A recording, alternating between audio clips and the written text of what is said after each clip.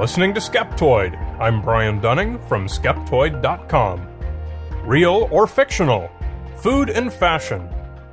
Today we're going to open the pages of pop culture to the chapter on American products named after people. People whose names you've grown to love and trust.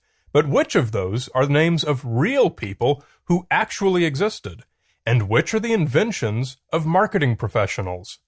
You'll probably know some of these, but you won't know all of them. See how many you can get right. Let's begin in the packaged food aisles of the supermarket.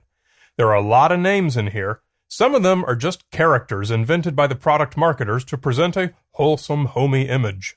But how can you tell those apart from the real names of food company founders from a century or more ago? Here's an easy one to get us started.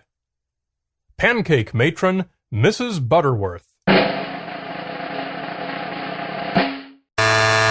Fictional.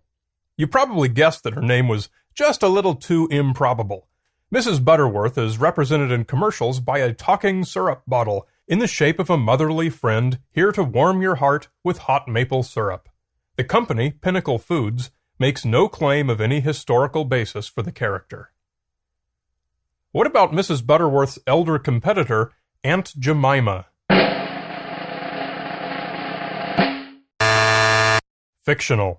The Aunt Jemima character as a racial stereotype has existed for over 125 years, independent of the food brand, and first made popular in an 1875 minstrel song. Representatives of the Pearl Milling Company, who made the first ready-mix pancake batter, saw an actor playing Aunt Jemima in 1889, a white male in blackface, and recruited him to represent the product. Only in 1989 was Aunt Jemima's offensively cliché kerchief removed. Ice cream hippies Ben and Jerry. Real. Although you might have confused them with their knockoffs from the 1991 movie City Slickers, Barry and Ira, Ben Cohen and Jerry Greenfield really did start their own ice cream company and still run it according to their original ideals. They have 3 separate missions: a product mission, an economic mission, and a social mission. It's worked well enough that they are now in 30 countries. America's Baker, Betty Crocker. Fictional.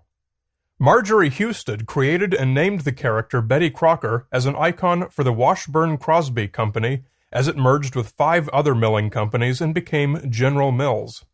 The name Crocker was an homage to William Crocker, one of the directors of Washburn-Crosby. For almost 30 years, Husted went on to provide the voice for the Betty Crocker Cooking School of the Air radio program, making the name not just a brand, but a real American icon. Betty Crocker's challenger, Sara Lee. Real. In 1951, baker Charles Lubin realized he needed an icon too, and he didn't have one. So he borrowed the name Sara Lee from his young daughter, who never had anything to do with the company. The kitchens of Sara Lee grew to $9 million in annual sales before it was acquired by the Consolidated Foods Corporation. The brand grew so successful that the company changed its entire name to that of the brand in 1985, forming the Sara Lee Corporation. Canned pasta king, Chef Boyardee. Real. Although he did change the spelling of his name to make his brand more approachable for American consumers, Italian immigrant Ettore Boiardi, Boiardi, was indeed a real chef, and is indeed the man pictured on the cans. He was the head chef for New York's Plaza Hotel when he left to launch his first restaurant in Cleveland in 1926. Within 3 years, he opened a factory to prepare and ship his spaghetti products nationally. After selling his company to American Home Foods, Chef Boiardi was awarded a Gold Star from the United States War Department for his efforts producing rations for American soldiers in the Korean War. Soft drink alchemist Dr. Pepper. Fictional. Pharmacist Charles Alderton developed Dr. Pepper's unique taste in 1885, and it was named by his first customer, Morrison's Old Corner Drugstore. A number of stories claim to link Morrison to various doctors named Pepper, but no reliable evidence has ever shown that any of them were the inspiration for the name. In 2009, an antiquer discovered a book containing the formula for a digestive aid called D. Pepper's Pepsin Bitters from Morrison's. So it appears that Dr. Pepper was simply a brand name that the drugstore attempted to build. Dr. Pepper's upstart rival, Mr. Pibb. Fictional. In 1972, the Coca-Cola Company introduced Mr. Pibb as a knockoff of Dr. Pepper. Coca-Cola has never made any suggestion that there was an actual person named Mr. Pibb. The drink has since been renamed to Pibb Extra, and we don't know anyone of that name either. Cookie cutter Famous Amos. Real. Wally Amos was a Hollywood talent agent who sent his own homemade cookies to prospective clients. Although he represented stars such as Diana Ross and the Supremes and Simon and Garfunkel, his cookies were better than his agenting, so in 1975 he opened a cookie store called Famous Amos. Within a few years he was filling orders from supermarkets nationally.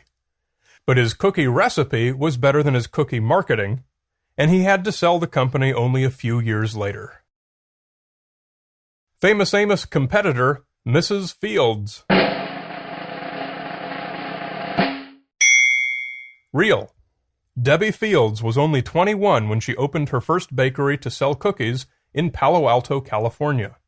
The store was so successful that she began franchising, and Mrs. Fields Bakeries has since become one of the amazing American success stories. The company now has more than 650 stores. Greasy breakfast and barbecue man, Jimmy Dean. Real. The Jimmy Dean of Jimmy Dean Foods is indeed the same man who sang Big Bad John and who portrayed Willard White in Diamonds Are Forever.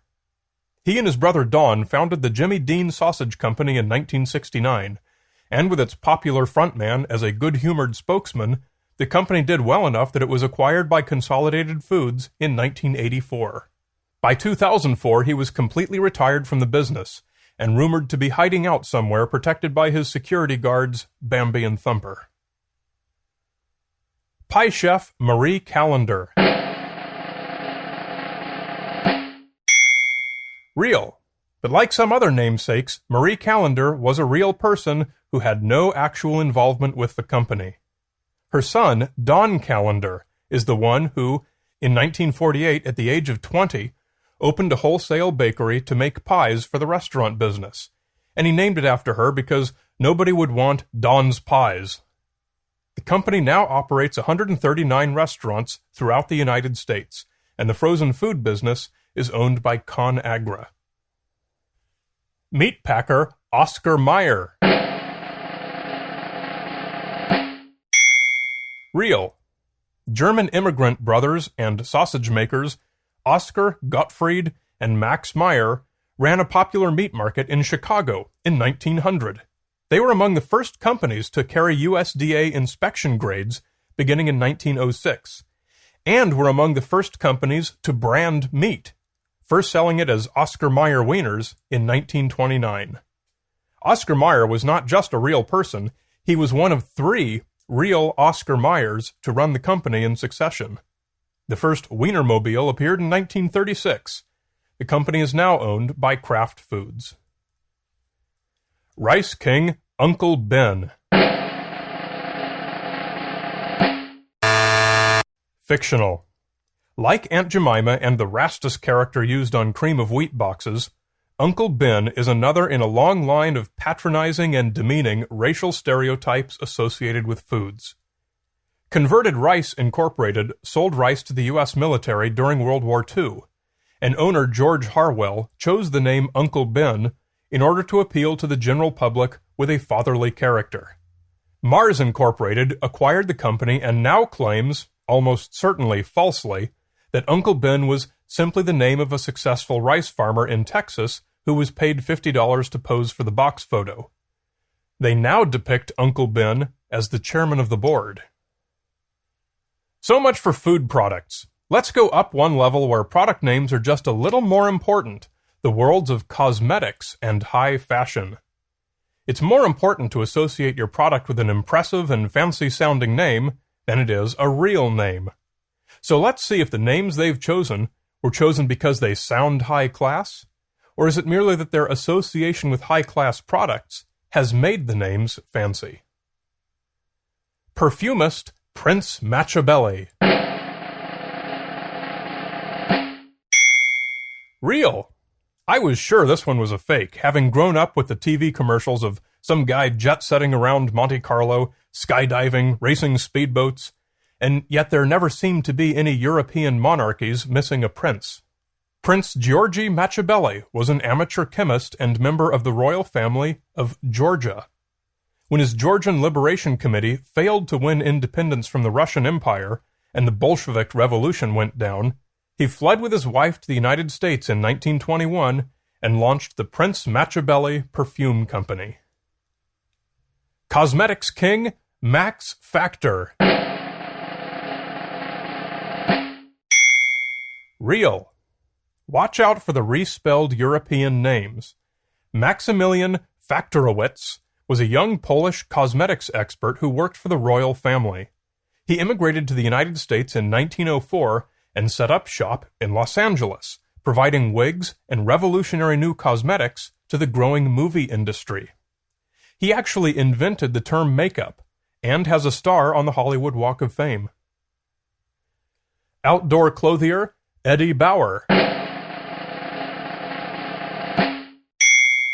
Real. Eddie Bauer was a Pacific Northwest outdoorsman who patented the first quilted down jacket in 1940. He made his fortune as a supplier to the U.S. military and was the first company allowed to use its logo on military-issued clothing when he created the B-9 flight parka for the U.S. Army Air Corps. Cosmetics queen Mary Kay. Real. Mary Kay Ash worked in sales for over a decade before concluding that women need to run their own businesses instead of being passed over by men. This remains the central marketing theme of Mary Kay Cosmetics, wooing women to join their multi-level marketing scheme, hoping to one day earn the iconic pink Cadillac. If Mary Kay's profits from the product you sell covers the cost of the car lease, you owe nothing. If you don't sell enough, you have to pay the lease yourself to keep the car for its 2-year lease term. Leisure clothier Tommy Bahama. Fictional. Come on, have you ever known anyone named Bahama? It's a brand name of Georgia-based Oxford Industries, Inc. Fashion czar Tommy Hilfiger. Real. Tommy Hilfiger is a real fashion designer who took a risk and launched his own brand in 1984, which later went public and gave him a 20-year ride before he sold out to the man. As a brand, Tommy Hilfiger now sits in the same corner with Tommy Bahama over at Oxford Industries. As a person, Hilfiger jet-sets around, juggling supermodels in reality TV shows and picking fights with Axl Rose in nightclubs. So if you want to be immortal, name a product after yourself. Just don't do what Thomas Crapper did and become synonymous with bowel movements. Maybe you'll be fortunate enough to have someone do it for you. Oil tycoon Armand Hammer had nothing to do with the baking soda that bears his name. In any case, never underestimate the power of names, and never just assume that a brand or some other icon is real. When it comes to marketing, you should always be skeptical.